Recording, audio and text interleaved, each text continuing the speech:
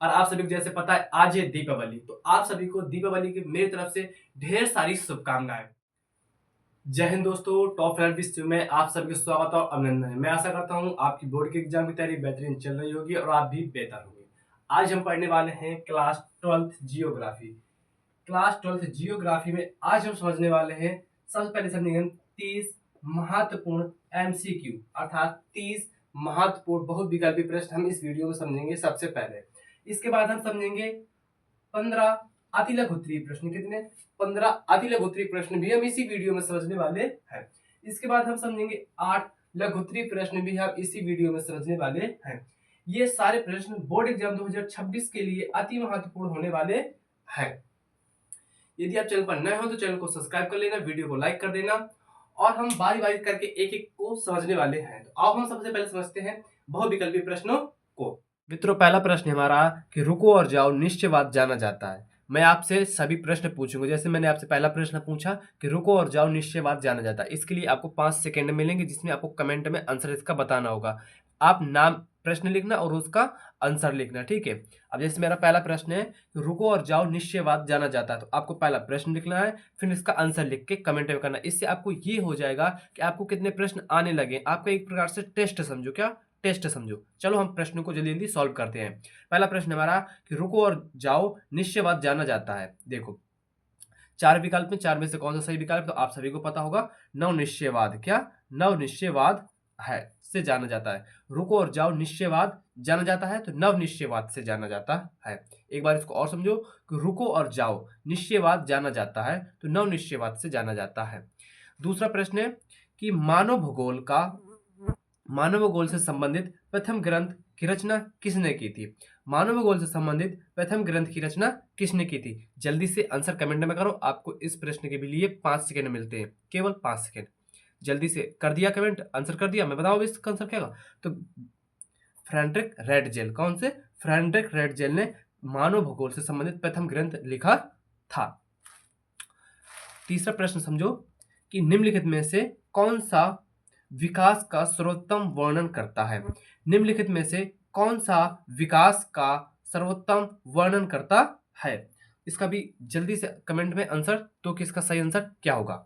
चलो मैं इसके विकल्प बता दे रहा हूं कि आकार में स्थिरता, आकार में वृद्धि, गुण में साधारण परिवर्तन, गुण में धनात्मक परिवर्तन। तो आप सभी को पता होगा कि जो विकास का सर्वोत्तम वर्णन करता है तो गुण में धनात्मक परिवर्तन। क्या? गुण में धनात्मक परिवर्तन। नेक्स्ट क्वेश्चन समझो। क्वेश्चन नंबर चौथा हमारा कि निम्नलिखित में से किस प्रकार की कृषि में खट्टे रसदार फसलों की कृषि की जाती है?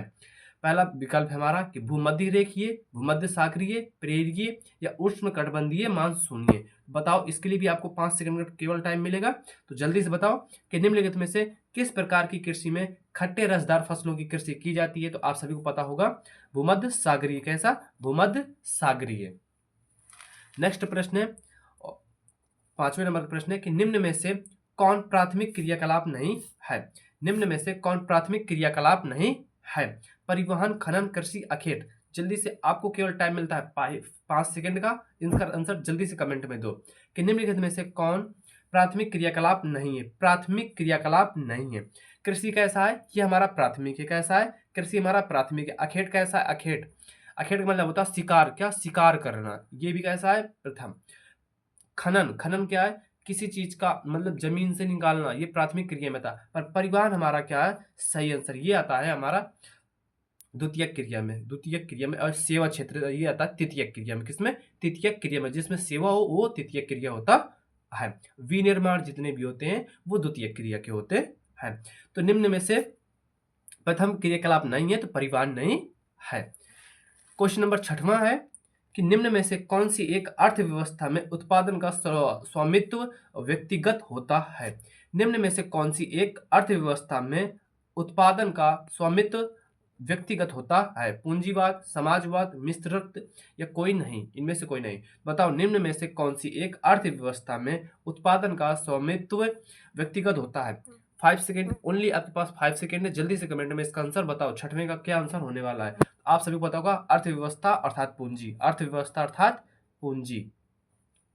क्या अर्थव्यवस्था जितनी अच्छी होगी उतनी आपकी, जैसे जितनी अच्छी पूंजी होगी आपकी उतनी अर्थव्यवस्था होगी। एग्जाम्पल बताऊं, जैसे मान लो आपकी इनकम 1 लाख है तो आपकी घर भी 1 लाख जैसा होगा, इसी को अर्थव्यवस्था।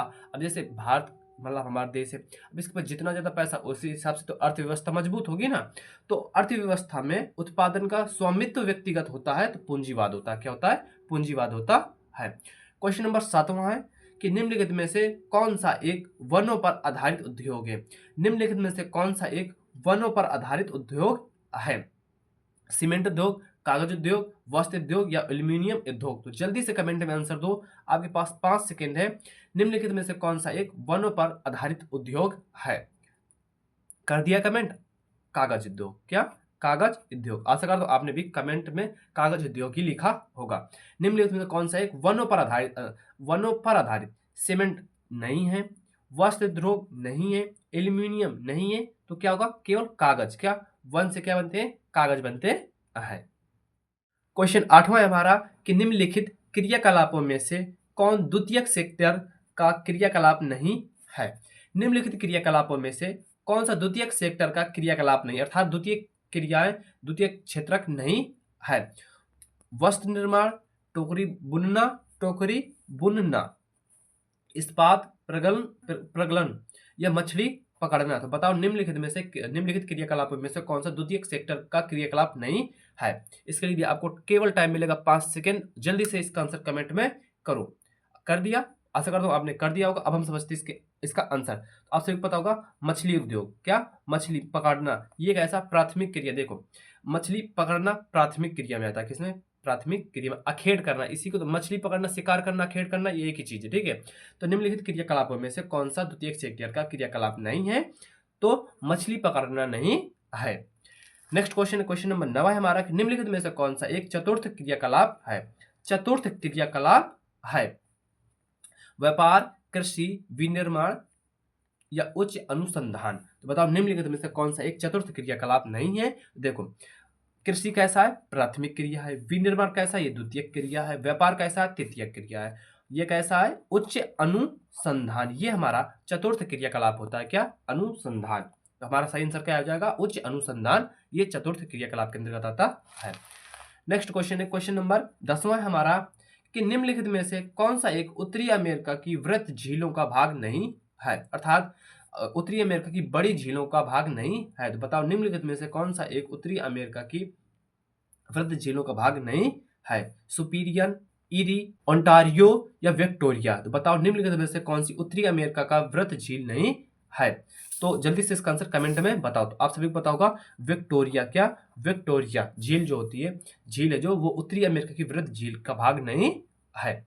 नेक्स्ट है हमारा कि निम्न व्यापार समूहों में से भारत किसका एक सह सदस्य है?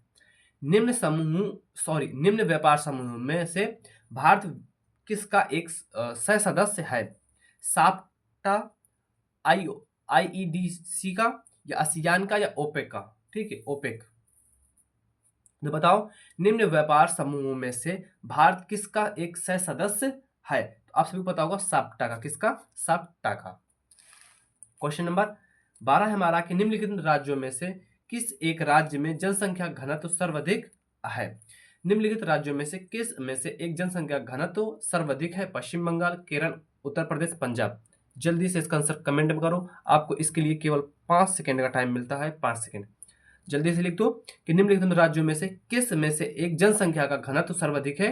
तो पश्चिम बंगाल का। किसका? पश्चिम बंगाल का। आशा करता हूं आपको ये क्वेश्चन तो 100% आ रहा होगा, क्योंकि मैंने पिछले वीडियो में भी ये क्वेश्चन को लिया था। ये क्वेश्चन बोर्ड एग्जाम की दृष्टि से मोस्ट इंपोर्टेंट क्वेश्चन बनता है।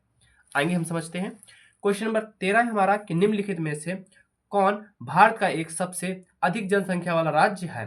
निम्नलिखित में से कौन सा भारत का सबसे अधिक जनसंख्या वाला राज्य है? बिहार, महाराष्ट्र, पश्चिम बंगाल या उत्तर प्रदेश। तो आप सभी को पता होगा कि उत्तर प्रदेश की जनसंख्या सर्वाधिक है, लगभग 20 करोड़ के से ज्यादा होगा। ये निम्नलिखित में से कौन सा भारत का सबसे अधिक जनसंख्या वाला राज्य? उत्तर प्रदेश है। और ये कम से कम विश्व में, दुनिया में कम से कम 160-70 देशों से ज्यादा जनसंख्या हमारी उत्तर प्रदेश की। किसकी है? उत्तर प्रदेश की है। नेक्स्ट क्वेश्चन है क्वेश्चन नंबर 14 है हमारा कि भारत के निम्नलिखित केंद्र शासित प्रदेश में किस एक की साक्षरता दर उच्चतम है। भारत के निम्नलिखित केंद्र शासित प्रदेश में किस एक की साक्षरता दर उच्चतम है। दमन एवं दीव, चंडीगढ़, अंडमान निकोबार द्वीप समूह या लक्षद्वीप। तो आप सभी को पता होगा कि भारत के जो केंद्र शासित प्रदेश है और वो उसमें साक्षरता दर सबसे उच्चतम है, वो है लक्षद्वीप की। किसकी? लक्षद्वीप की। किसकी? लक्षद्वीप की। आशा करता हूँ आपको 14 नंबर तक क्लियर हो गए होंगे। क्वेश्चन नंबर 15 है हमारा कि निम्नलिखित में से कौन सा एक नगर नदी के किनारे अवस्थित नहीं है। निम्नलिखित में से कौन सा एक नगर नदी के किनारे अवस्थित नहीं है। आगरा, पटना, कोलकाता या भोपाल। तो आप सभी को पता होगा हमारा सही आंसर है भोपाल। निम्नलिखित में से कौन सा नगर नदी के किनारे अवस्थित नहीं है। तो भोपाल नहीं है। क्वेश्चन नंबर 16 है हमारा कि निम्नलिखित में से किस प्रकार की बस्तियां सड़कों, नदियों और नहरों के किनारे होती हैं। निम्नलिखित में से किस प्रकार की बस्तियां सड़कों, नदियों और नहरों के किनारे होती हैं। वृत्ताकार, चौकोमुखी या आयताकार या रेखीय। तो बताइए कि निम्नलिखित में से किस प्रकार की बस्तियां सड़कों, नदियों और नहरों के किनारे होती हैं। तो आप सभी को पता होगा रेखीय बस्ती। कैसे? रेखीय प्रकार की। आगे समझो। क्वेश्चन नंबर 17 है हमारा कि शुष्क कृषि में निम्न में से कौन सी फसल नहीं बोई जाती है। शुष्क कृषि में निम्न में से कौन सी फसल नहीं बोई जाती है। रागी, ज्वार, मूंगफली या गन्ना। आप सभी को पता होगा। इसका आंसर जल्दी से कमेंट में दो। वीडियो को स्टॉप कर दो, रोक दो और इसका आंसर कमेंट में दो जल्दी से कि शुष्क कृषि में निम्न में से कौन सी फसल नहीं बोई जाती है। दे दिया आंसर। अब हम समझते हैं इसका आंसर है गन्ना। क्या? गन्ना। क्वेश्चन नंबर 18 है हमारा कि निम्नलिखित में से कौन सा भू उपयोग संवर्ग नहीं है। निम्नलिखित में से कौन सा भू उपयोग संवर्ग नहीं है।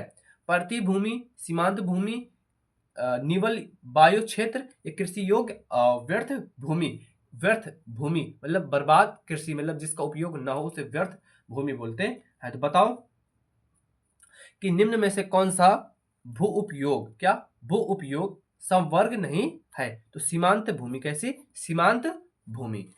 नेक्स्ट क्वेश्चन है क्वेश्चन नंबर 19 है कि भाखड़ नागर बहुउद्देशीय नदी घाटी योजना निम्न में से किस नदी पर बनी है।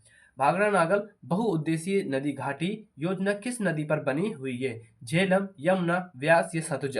वीडियो को स्टॉप करो और इसका आंसर कमेंट में जल्दी से दो कि भाखड़ा नागर बहुउद्देशीय परियोजना जो थी वो किस नदी पर बनी हुई है। तो आप सभी को पता होगा सतलुज नदी पर। किस पर? सतलुज नदी पर भाखड़ नागर बांध ये बहुउद्देशीय नदी घाटी परियोजना है। भाखड़ा नागल बहुउद्देशीय नदी घाटी योजना निम्न में किस नदी पर है। तो सतलुज नदी पर है। किस पर है? सतलुज नदी पर है। क्वेश्चन नंबर 20 है हमारा कि निम्नलिखित में से कौन सा खनिज भूरा हीरा के नाम से जाना जाता है।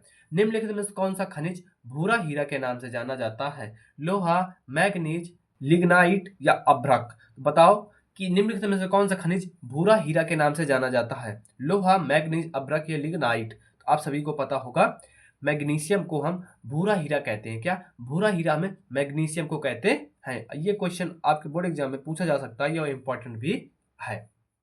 क्वेश्चन नंबर 21 है हमारा कि निम्नलिखित में से किस राज्य में प्रमुख तेल क्षेत्र स्थित है। निम्नलिखित में से किस राज्य में प्रमुख तेल क्षेत्र स्थित है। बिहार, असम, राजस्थान या तमिलनाडु। तो बताओ निम्नलिखित में से किस राज्य में प्रमुख तेल क्षेत्र स्थित है। तो आप सभी को पता होगा कहां? असम में। कहां? असम में। क्वेश्चन नंबर 22 है कि निम्नलिखित में से किस स्थान पर पहला परमाणु ऊर्जा स्टेशन स्थापित किया गया था। निम्नलिखित में से किस स्थान पर पहला परमाणु ऊर्जा स्टेशन स्थापित किया गया था। आप सभी को पता होगा तारापुर। कहां? तारापुर। निम्नलिखित में से किस स्थान पर पहला परमाणु ऊर्जा स्टेशन स्थापित किया गया था। तो वो तारापुर में किया गया था।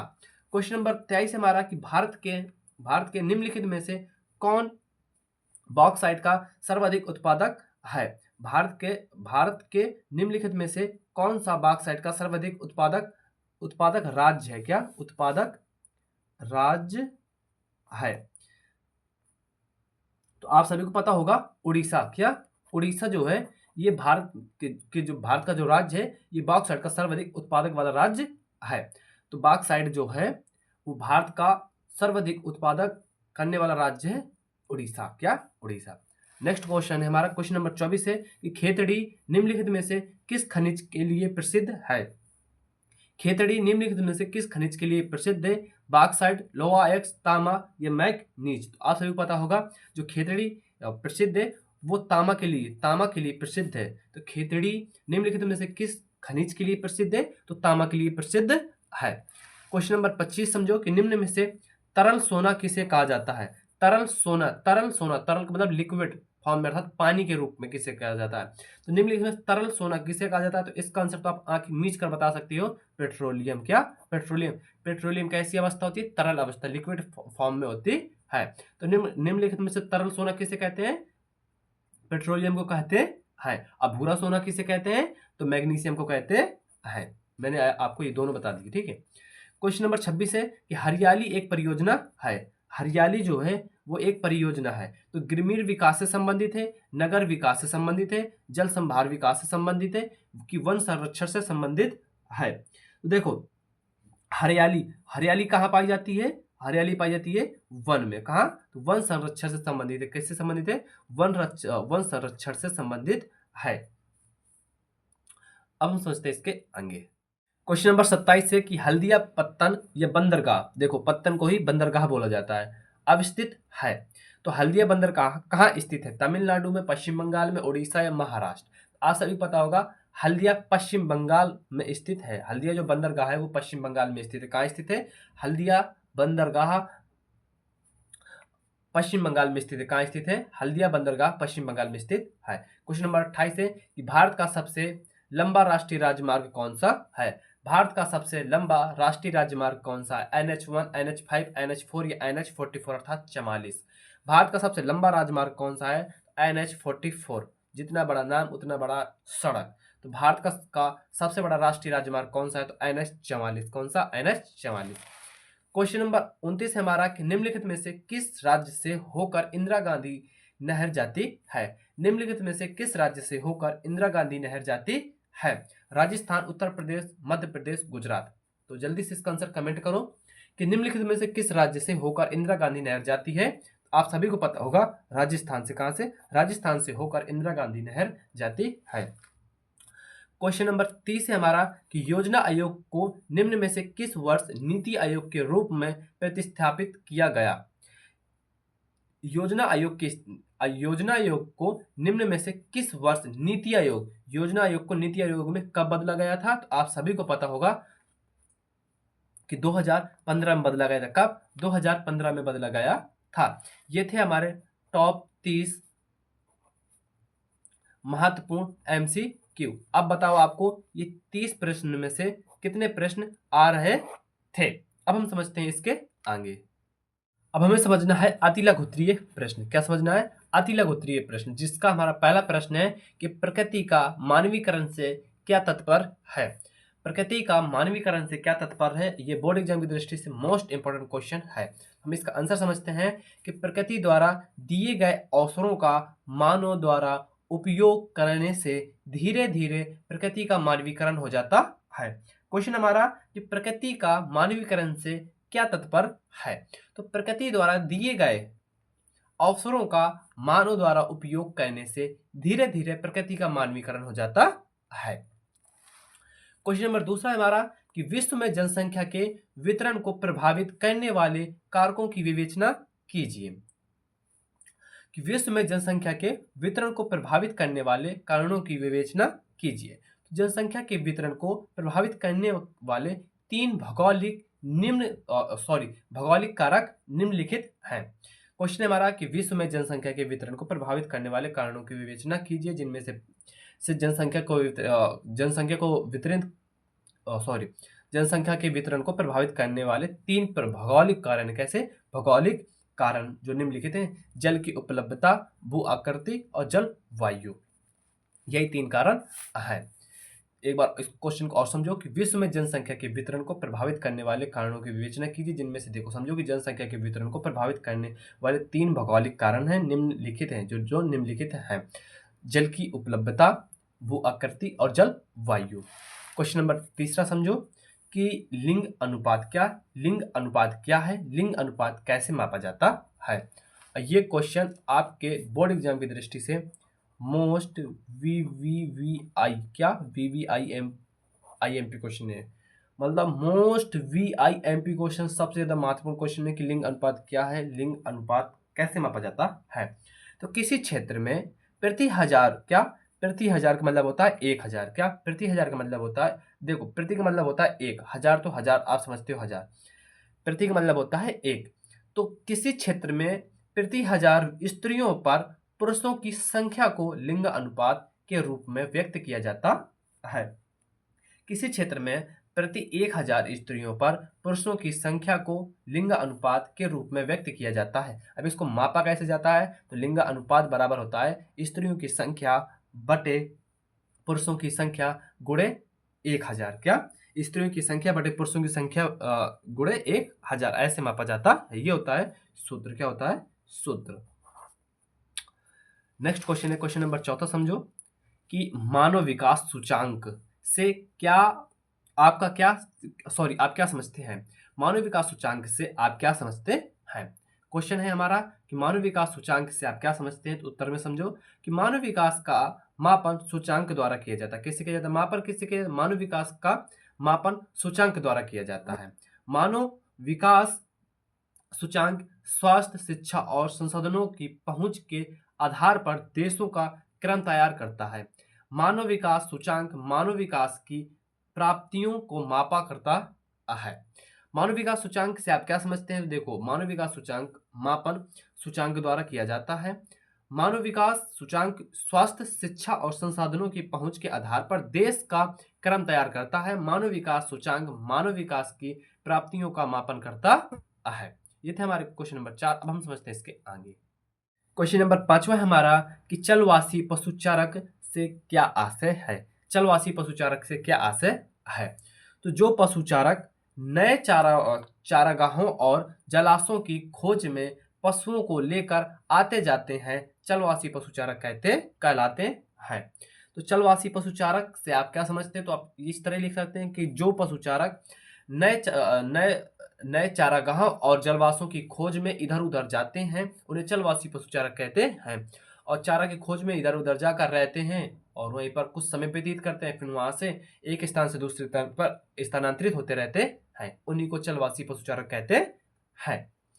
क्वेश्चन नंबर 6 हमारा कि रोपण कृषि क्या है और रोपण कृषि में कौन कौन सी फसलें उगाई जाती हैं। रोपण कृषि क्या है और रोपण कृषि में कौन कौन सी फसलें उगाई जाती हैं, तो पौधा लगाकर बागों के माध्यम से व्यापारिक, क्या ये वर्ड याद रखना, व्यापारिक फसलों का उत्पादन रोपण कृषि कहलाता है। पौधा लगाकर बागों के माध्यम से व्यापारिक फसलों का उत्पादन रोपण कृषि कहलाता है। इनमें चाय, कॉफी, रबड़, कोको, गन्ना, केला, कपास और अनानास आदि की फसलें उगाई जाती हैं। क्वेश्चन नंबर हमारा 7वां है कि स्वामित्व के आधार पर उद्योग का वर्गीकरण कीजिए। स्वामित्व के आधार पर उद्योगों का वर्गीकरण कीजिए, तो सार्वजनिक उद्योग, निजी उद्योग और संयुक्त उद्योग। स्वामित्व के आधार पर उद्योगों का वर्गीकरण कीजिए, तो सार्वजनिक उद्योग, निजी उद्योग और संयुक्त उद्योग। क्वेश्चन नंबर 8वां है हमारा कि विनिर्माण को परिभाषित कीजिए। विनिर्माण को परिभाषित कीजिए, तो विनिर्माण का शाब्दिक अर्थ है हाथ से बनाना, क्या हाथ से बनाना। विनिर्माण का शाब्दिक अर्थ है हाथ से बनाना। अतः विनिर्माण का आशय है किसी भी वस्तु का उत्पादन करना। क्या देखो क्वेश्चन हमारा कि विनिर्माण को परिभाषित कीजिए, तो विनिर्माण का मतलब होता है हाथों से बनाना, का शाब्दिक अर्थ क्या है हाथों से बनाना। अतः विनिर्माण का आशय किसी भी वस्तु का उत्पादन करने से होता है। क्वेश्चन नंबर 9 है हमारा कि भारत की श्रमजीवी जनसंख्या के प्रमुख संवर्गों का उल्लेख कीजिए। कि भारत की श्रमजीवी जनसंख्या के प्रमुख संवर्गों का उल्लेख कीजिए। तो आर्थिक दृष्टि से भारत की श्रमिक जनसंख्या को निम्न 3 स्तरों पर व्यक्त किया गया है। विभक्त का मतलब होता है बांटा गया है। मुख्य श्रमिक, सीमांत श्रमिक और आश्रमिक। तो भारत की श्रमिक क्वेश्चन यही है कि भारत की श्रमजीवी जनसंख्या के प्रमुख संवर्गों का उल्लेख कीजिए। तो आर्थिक दृष्टि से कैसे? आर्थिक दृष्टि से भारत की श्रमिक जनसंख्या को निम्न 3 स्तरों में बांटा गया है: मुख्य श्रमिक, सीमांत श्रमिक और आश्रमिक। क्वेश्चन नंबर 10वां समझो कि भारत में ग्रामीण बस्तियों के प्रकारों का वर्णन कीजिए। भारत में ग्रामीण बस्तियों के भारत में ग्रामीण बस्तियों के प्रकारों का वर्णन कीजिए। तो भारत में ग्रामीण बस्तियों के प्रतिरूप इस प्रकार हैं। कैसे प्रतिरूप इस प्रकार हैं? आयताकार प्रतिरूप, वर्गाकार प्रतिरूप, रेखीय प्रतिरूप, वृत्ताकार प्रतिरूप, तारा प्रतिरूप, तीर प्रतिरूप, त्रिभुजाकार प्रतिरूप, पंखानुमा प्रतिरूप, सीढ़ीनुमा प्रतिरूप, जूते के फीते के का अनुरूप और अनियमित अनुरूप। क्या? अनियमित अनुरूप। तो भारत में ग्रामीण बस्तियों के प्रकारों का वर्णन करना है। तो भारत में ग्रामीण बस्तियों के प्रतिरूप इस प्रकार है कि पहला आयताकार प्रतिरूप है, वर्गाकार प्रतिरूप है, रेखीय प्रतिरूप है, वृत्ताकार प्रतिरूप है, तारा प्रतिरूप है, त्रिभुजाकार प्रतिरूप है, तीर प्रतिरूप है, पंखानुमा प्रतिरूप है, सीढ़ीनुमा है, जूते के फीते का प्रतिरूप है और अनियमित प्रतिरूप है। ये क्वेश्चन बोर्ड एग्जाम की दृष्टि से मोस्ट इंपॉर्टेंट हो जाता है, तो इस क्वेश्चन को आपको मिस नहीं करना, इसको याद करना है जरूर। आगे समझो, क्वेश्चन नंबर 11 है हमारा कि गुच्छित बस्तियों को परिभाषित कीजिए। गुच्छित बस्तियों को परिभाषित कीजिए। तो जिन बस्तियों में संयुक्त खंड पाए जाते हैं उन्हें केंद्रीय ग्रामीण बस्तियां कहते हैं। इनका आकार रैखिक एल आकृति अथवा आकृतिहीन होता है। गुच्छित बस्तियों को परिभाषित कीजिए। तो जिन बस्तियों में सहस्त्रखंड पाए जाते हैं उन्हें केंद्रीय ग्रामीण बस्तियां कहते हैं। इनका आकार रेखीय एल आकृति अथवा आकृतिहीन होता है। क्वेश्चन नंबर 12वां समझो कि भारत के 2 प्रमुख गेहूं उत्पादक राज्य के नाम बताइए। भारत के 2 प्रमुख गेहूं उत्पादक राज्य बताने हैं तो उत्तर प्रदेश, पंजाब और हरियाणा। उत्तर प्रदेश, पंजाब और हरियाणा ये 3 ऐसे राज्य हैं जो भारत में सबसे ज्यादा गेहूं उत्पादन के मामले में आते हैं। क्वेश्चन नंबर 13 है हमारा कि वर्षा जल संग्रह की 2 विधियों का उल्लेख कीजिए। वर्षा जल संग्रह की 2 विधियों का उल्लेख कीजिए। छत प्रणाली और भूमिगत टैंक विधि वर्षा जल संग्रह की 2 प्रमुख विधियां हैं। पहले तो छत प्रणाली और दूसरा भूमिगत टैंक विधि। क्या? भूमिगत टैंक विधि वर्षा जल संग्रह की 2 प्रमुख विधियां हैं। क्वेश्चन आपसे सिंपल लिखकर इतना ही आएगा कि वर्षा जल संग्रह की 2 विधियों का उल्लेख कीजिए। तो छत प्रणाली लिखना है और दूसरे में लिखना है भूमिगत टैंक विधि। क्या? भूमिगत टैंक विधि, बस इतना ही लिखना है। क्वेश्चन नंबर 14 है हमारा कि एक उत्तर भारत तथा एक दक्षिण भारत की बहुउद्देशीय नदी घाटी परियोजना का नाम लिखिए। एक उत्तर भारत तथा एक दक्षिण भारत की बहुउद्देशीय नदी घाटी परियोजना का नाम लिखिए। तो भाखड़ा नागल उत्तर भारत की तथा नागा अर्जुन सागर बांध योजना दक्षिण भारत की बहुउद्देशीय नदी घाटी परियोजना है। भाखड़ा नागल जो घाटी परियोजना है, बहुउद्देशीय नदी परियोजना है, वो उत्तर भारत की है। किसकी? ये उत्तर भारत की भाखड़ा नागरा बांध जो है ये उत्तर भारत की है तथा नागा अर्जुन सागर बांध योजना दक्षिण भारत की बहुउद्देशीय घाटी परियोजना है। क्वेश्चन नंबर 15 समझो कि किन्हीं 2 गैर अपरंपरागत ऊर्जा स्रोत का उल्लेख कीजिए। किन्हीं 2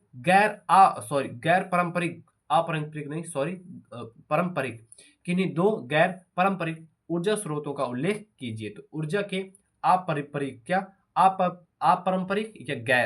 गैर एक ही चीज है। स्रोत जैसे हैं सौर ऊर्जा, पवन ऊर्जा, नाभिकीय ऊर्जा, भूतापीय ऊर्जा, ज्वारीय ऊर्जा तथा तरंग ऊर्जा, बायोगैस ऊर्जा तथा गोबर गैस ऊर्जा आदि हैं। ये नवीकरण योग्य है। क्वेश्चन आप सिंपल भाषा में इतना ही लिख कर आएगा। ये क्वेश्चन इंपॉर्टेंट भी है बोर्ड एग्जाम की दृष्टि से। किन्हीं 2 गैर पारंपरिक ऊर्जा स्रोतों का उल्लेख कीजिए। ऊर्जा के अपारंपरिक स्रोत हैं सौर ऊर्जा, पवन ऊर्जा, नाभिकीय ऊर्जा, भूतापीय ऊर्जा, ज्वारीय ऊर्जा, तरंग ऊर्जा, बायोगैस ऊर्जा तथा गोबर गैस ऊर्जा आदि है। ये सब नवकरणीय योग्य साधन है।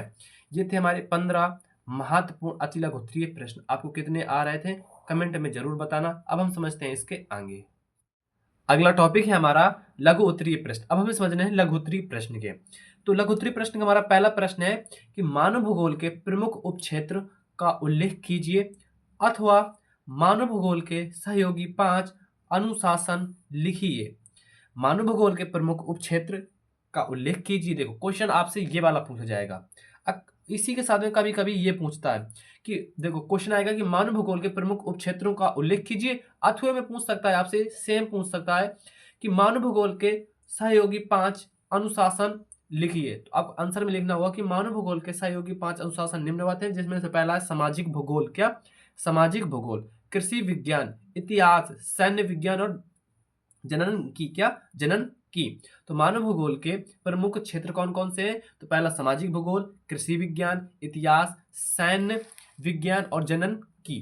क्वेश्चन आपसे इस तरह का, या फिर अथवा में पूछता है कि मानव भूगोल के सहयोगी 5 अनुशासन कौन से हैं? तो आप लिख सकते हैं सामाजिक भूगोल, कृषि विज्ञान, इतिहास, सैन्य विज्ञान और जनन की। ये था हमारा पहला प्रश्न। आशा करता हूँ ये प्रश्न आपको समझ में आ गया होगा। अब हम समझते हैं दूसरा प्रश्न। दूसरा प्रश्न हमारा कि मानव भूगोल के प्रमुख उपागमों का वर्णन कीजिए। वर्णन कीजिए। मानव भूगोल के प्रमुख उपागमों का वर्णन कीजिए, जिनमें आपको आंसर में लिखना है कि मानव भूगोल के प्रमुख उपागम निम्न प्रकार के हैं। जिनमें लिख सकते हैं प्रत्यक्षवादी उपागम। क्या? प्रत्यक्षवादी उपागम, व्यवहारात्मक या आचार परक उपागम, मानवतावादी उपागम, क्रांति परक या मार्क्सवादी उपागम और कल्याण परक उपागम या तंत्र उपागम। ये कुछ उपागम है 6 से 7। आपको इनको अच्छे से याद करके रखना है कि मानव भूगोल के प्रमुख उपागम कौन कौन से हैं। प्रत्यक्षवादी उपागम, व्यवहारात्मक उपागम, मानवतावादी उपागम, क्रांतिपूर्वक उपागम और कल्याणकारी उपागम और तंत्र उपागम। ठीक है, और इनको परक भी बोलते हो। ठीक है, ये था हमारा दूसरा प्रश्न। आशा करता हूँ आपको ये प्रश्न भी समझ में आ गया होगा। अब हमें समझना है तीसरा प्रश्न। तीसरा प्रश्न हमारा कि जननकीय संक्रमण की विभिन्न अवस्थाओं की विवेचना कीजिए।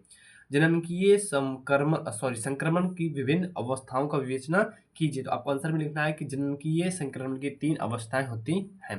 प्रथम अवस्था में उच्च जन्म दर तथा उच्च मृत्यु दर होती है। द्वितीय अवस्था में उच्च प्रजननशीलता समय के साथ घटती है और तीसरी अवस्था होती है कि जन्म दर और मृत्यु दर दोनों घटती है। तो जननकीय संक्रमण की विभिन्न अवस्थाओं की विवेचना करना है आपको। तो आपको लिखना पड़ेगा जननकीय संक्रमण की 3 अवस्थाएं होती हैं। प्रथम अवस्था, द्वितीय अवस्था, तृतीय अवस्था। प्रथम अवस्था में लिखेंगे उच्च जन्म दर तथा उच्च मृत्यु दर होता है और तृतीय में होता है कि जन्म दर तथा मृत्यु दर दोनों घटती है। क्या? ये घटती हैं। ये पहले में मृत्यु दर और प्रथम अवस्था में उच्च जन्म दर होता है। क्या? इसमें बढ़ता है, उच्च होता है, और इसमें तीसरे में घटता है। ठीक है, और द्वितीय में क्या होता है कि उच्च प्रजननशीलता समय के साथ घटती है। क्या? समय के साथ प्रजननशीलता घटती है। तो एक बार इसको और समझते हैं कि जननकीय संक्रमण की विभिन्न अवस्थाओं की विवेचना कीजिए। तो जनन करने की 3 अवस्थाएं होती हैं। प्रथम अवस्था में उच्च जन्म दर तथा उच्च मृत्यु दर होता है। द्वितीय अवस्था में उच्च प्रजननशीलता समय के साथ घटती है। तृतीय अवस्था में जन्म दर और मृत्यु दर दोनों घटती है। प्रश्न नंबर चौथा है हमारा कि गहन निर्वाह कृषि की प्रमुख विशेषताओं का उल्लेख कीजिए। गहन निर्वाह कृषि की प्रमुख विशेषताओं का उल्लेख कीजिए। तो आपको लिखना है कि ये प्रमुख विशेषता निम्नलिखित है, ये आप लिख लेना। ठीक है, इसके आगे समझते हैं डायरेक्ट हम पहला पॉइंट से कि जनसंख्या घनत्व की अधिकता के कारण खेतों का आकार छोटा होता है। देखो, जनसंख्या घनत्व की अधिकता के कारण खेतों का आकार छोटा होता है। कैसा होता है? आकार छोटा होता है। दूसरा है कि कृषि कार्य में कृषक मतलब किसान का मतलब होता है किसान का पूरा परिवार लगा रहता है। कृषि कार्य में किसान का पूरा परिवार लगा रहता है। तीसरा पॉइंट समझो कि इस कृषि में यंत्रों का महत्व अपेक्षाकृत कम होता है और मानव श्रम का बड़े पैमाने पर उपयोग होता है। चौथा समझो कि कृषि भूमि पर जनसंख्या के अधिक दबाव के कारण भूमि का अनुकूलतम उपयोग करने से चेष्टा की जाती है। और पांचवा पॉइंट समझो कि कृषि की गहनता इतनी अधिक है कि एक वर्ष में 3-4 फसलें उगाई जाती है। अब हम समझते हैं एक एक करके, अच्छे से एक एक पॉइंट को समझते हैं कि गहन कृषि की प्रमुख विशेषताएं निम्नलिखित हैं, ये आप समझ में आ गया होगा। अब पहला कि जनसंख्या घनत्व, क्या जनसंख्या घनत्व की अधिकता के कारण खेतों का आकार कैसा होता है, वो छोटा होता है। आकार कैसा होता है, छोटा होता है। कृषि कार्य में, क्या कृषि कार्य में अर्थात खेती वेती में किसान का पूरा परिवार लगकर काम करता है। ठीक है, आप यदि किसान घर से होंगे तो आपको पता होगा कि कुछ भी यदि खेतों में बोया जाता है, मान लो कि कुछ भी, मान लो गेहूं बोया जाता है, तो उसमें देखो जब कटाई आती है तो पूरा परिवार काटता है, भूसा पूरा परिवार ढोता है, सब मिलकर काम करते हैं। ठीक है, तो कृषि कार्य में कृषक या किसान का पूरा परिवार लगकर काम करता है। तीसरा पॉइंट समझो कि इस कृषि में यंत्रों का महत्व अपेक्षाकृत कम होता है। कैसा, इस कृषि में यंत्रों का महत्व अपेक्षाकृत कम होता है और मानव का श्रम बड़े पैमाने पर उपयोग किया जाता है। मानव श्रम बड़े पैमाने पर उपयोग किया जाता है। चौथा है कि कृषि भूमि पर, क्या कृषि भूमि पर जनसंख्या के अधिक दबाव के कारण भूमि का अनुकूलतम उपयोग करने की चेष्टा की जाती है। पांचवा पॉइंट है कि कृषि की गहनता इतनी अधिक है कि एक वर्ष में 3 से 4 फसलें उगाई जाती हैं। कितनी, 3 से 4 प्रकार की फसलें उगाई जाती है। आशा करता हूं आपको ये प्रश्न समझ में आ गया होगा। अब हम समझते हैं इसके आगे। क्वेश्चन नंबर 5वां है, उसको इंपॉर्टेंट पहले से लिख लो, क्योंकि ये प्रश्न आपके बोर्ड एग्जाम में जहां तक कह सकता हूं कि 90% ये पूछा जा सकता है, क्योंकि क्वेश्चन महत्वपूर्ण है। कि साझा संपत्ति संसाधनों पर एक टिप्पणी लिखिए। साझा संपत्ति संसाधनों पर एक टिप्पणी लिखिए। तो वे प्राकृतिक संसाधन जिन पर सरकार या समुदाय का अधिकार होता है तथा उसका उपयोग सभी लोग कर सकते हैं, साझा संपत्ति साधन कहते हैं। वह प्राकृतिक संसाधन जिन पर सरकार या समुदाय का अधिकार होता है तथा उसका उपयोग सभी लोग कर सकते हैं, साझा संपत्ति संसाधन कहलाते हैं।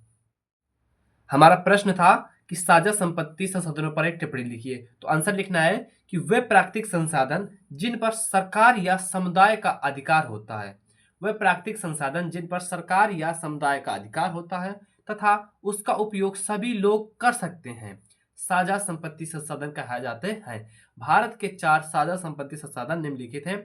सामुदायिक वन, चारागाह, ग्रामीण जलीय क्षेत्र और सार्वजनिक स्थल। तो एक बार इसको और समझो कि साझा संपत्ति संसाधनों पर एक टिप्पणी लिखिए। तो वे प्राकृतिक संसाधन जिन पर सरकार या समुदाय का अधिकार होता है तथा उसका उपयोग सभी लोग कर सकते हैं, साझा संपत्ति संसाधन कहे जाते हैं। भारत के 4 साझा संपत्ति संसाधन हैं जो निम्नलिखित हैं। सामूहिक वन, चारागाह, ग्रामीण जलीय क्षेत्र और सार्वजनिक क्षेत्र। अब हम समझते हैं इसके आगे। क्वेश्चन नंबर 6 है हमारा कि राष्ट्रीय जल नीति 2002 की किन्हीं 3 विशेषताओं का वर्णन कीजिए। क्वेश्चन है हमारा कि राष्ट्रीय जल नीति, क्या राष्ट्रीय जल नीति 2002 की किन्हीं 3 विशेषताओं की विवेचना करना है। पहला समझो कि इस नीति से में जल संसाधन के लिए नदी बेसिन को एक इकाई माना जाता है। कि इस नीति में जल संसाधन के लिए नदी बेसिन को एक इकाई माना जाता है। दूसरा समझो कि पेय जल की आपूर्ति को प्राथमिकता देना स्वीकार किया गया है। पेय जल की आपूर्ति को प्राथमिकता देना स्वीकार किया गया है। तीसरा समझो कि जल पूर्ति को नियमित बनाए रखने के लिए भौम जल का उपयोग विवेकपूर्ण ढंग से करने में बल दिया गया है। क्वेश्चन हमारा कि राष्ट्रीय जल नीति 2002 की किन्हीं 3 विशेषताओं को वर्णन करना है। जिनमें से पहली विशेषता थी कि इस नीति में जल संसाधन के लिए नदी बेसिन की इकाई माना गया है। पेय जल की आपूर्ति को प्राथमिकता देना स्वीकार किया गया है। जल पूर्ति को नियमित बनाए रखने के लिए भौम जल का उपयोग विवेकपूर्ण ढंग से करने पर बल दिया गया है। क्वेश्चन नंबर 7वां है हमारा, और ये भी क्वेश्चन बहुत ज़्यादा महत्वपूर्ण है। मोस्ट VIMP क्वेश्चन बनता है आपके बोर्ड एग्जाम की दृष्टि से कि भारत में सिंचाई के साधनों का वर्णन कीजिए।